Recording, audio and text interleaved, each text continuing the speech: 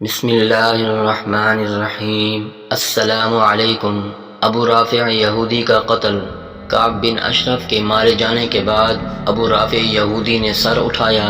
بنو نذیر میں ابو رافع سب سے بڑا تاجر تھا۔ یہ یہودی آپ صلی اللہ علیہ وسلم کا سب سے بڑا دشمن تھا اور لوگوں کو آپ کے خلاف ابھارتا اور اپنا مال پانی کی طرح خرچ کرتا تاکہ لوگ آپ سے نفرت کریں۔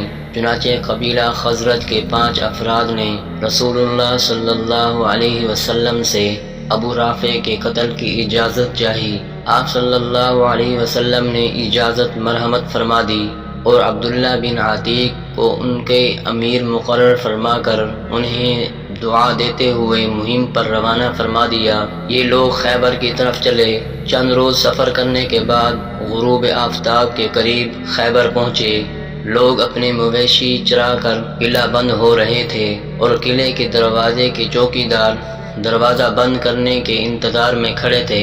یہ حضرات بھی قلعہ قموس کے قریب جا پہنچے جہاں ابو رافع رہتا تھا۔ ان کے امیر عبداللہ بن عتیق نے اپنے ساتھیوں سے کہا، تم یہیں ٹھہرو، میں دربان کے پاس جا کر اس سے نرمی سے بات کرتا ہوں، شاید اندر جا سکوں۔ عبداللہ دروازے کے قریب ہو کر اس طرح کپڑا اوڑھ کر بیٹھ گئے گویا قضائے حاجت کر رہے ہوں۔ جب سب لوگ اندر چلے گئے تو دربان نے آواز دے کر کہا، اے فلاں، اگر اندر آنا چاہتا ہے تو آ جا، ورنہ میں دروازہ بند کرنے لگا ہوں۔ عبداللہ اندر چلے گئے اور جلدی سے ایک گلی میں مڑ کر چھپ کر دیکھنے لگے کہ دربان دروازے کی کنجیاں کہاں رکھتا ہے۔ جب چابی رکھتے دیکھ لیا تو تھوڑی دیر کے لیے ایک ویران غیر آباد مکان میں جا چھپے۔ اس کے بعد قلعے کے دروازے پر آئے اور چابیاں اٹھا کر دروازہ کھول دیا اور پھر ابو رافع کے محل کے سرائے چلے۔ محل سرائے روشنیوں سے جگمگا رہا تھا۔ لوگ ان کے پاس بالا خانے میں بیٹھے باتیں کر رہے تھے۔ یہ چکر لگاتے رہے۔ جب ابو رافع کے پاس سے تمام لوگ اٹھ کر اپنے اپنے گھروں کو چلے گئے اور روشنیاں گل کر دی گئیں تو انہوں نے اس کے محل پر چڑھنا شروع کیا۔ جو دروازہ کھولتے اسے اندر سے بند کر دیتے۔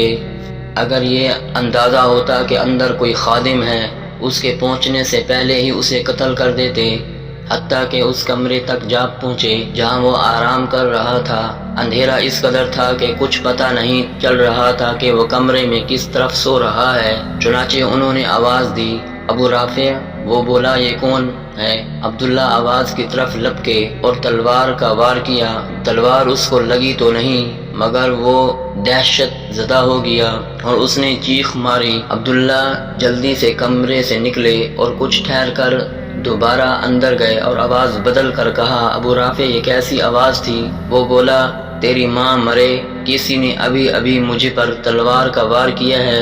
عبداللہ نے آگے بڑھ کر ایک کاری ضرب لگائی جس سے اس کا خون بہہ پڑا اور وہ رونے چیخنے لگا۔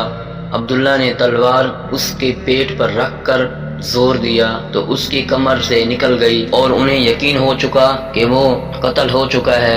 اب عبداللہ نے جلدی سے نکلنے کی لہذا ایک دروازہ کھولتے ہوئے آئے۔ جب آخری دروازے پر پہنچے تو جلدی میں سیڑھیوں سے لڑکتے ہوئے زمین پر آ گرے، جس کی وجہ سے ان کی پنڈلی کی ہڈی ٹوٹ گئی۔ اپنا عمامہ کھول کر پاؤں پر باندھ لیا اور دروازے کے قریب جا بیٹھے کہ جب تک اچھی طرح نہ جان لوں کہ وہ قتل ہو چکا ہے تب تک نہیں جاؤں گا۔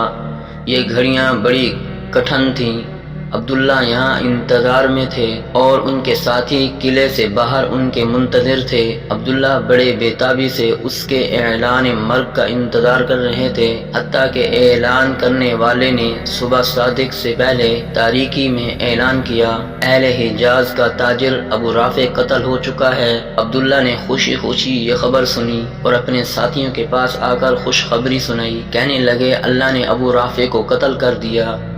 یہ بہادر مدینہ منورہ میں آئے اور رسول اللہ صلی اللہ علیہ وسلم کو سارا قصہ سنایا۔ آپ صلی اللہ علیہ وسلم نے فرمایا، یہ چہرے کامیاب ہوئے۔ وہ عرض کرنے لگے، اور آپ کا چہرہ بھی یا رسول اللہ صلی اللہ علیہ وسلم۔ اس کے بعد آپ صلی اللہ علیہ وسلم نے عبداللہ کے پاؤں پر اپنا دست مبارک پھیرا تو بالکل درست ہو گیا، جیسے کچھ ہوا ہی نہیں تھا۔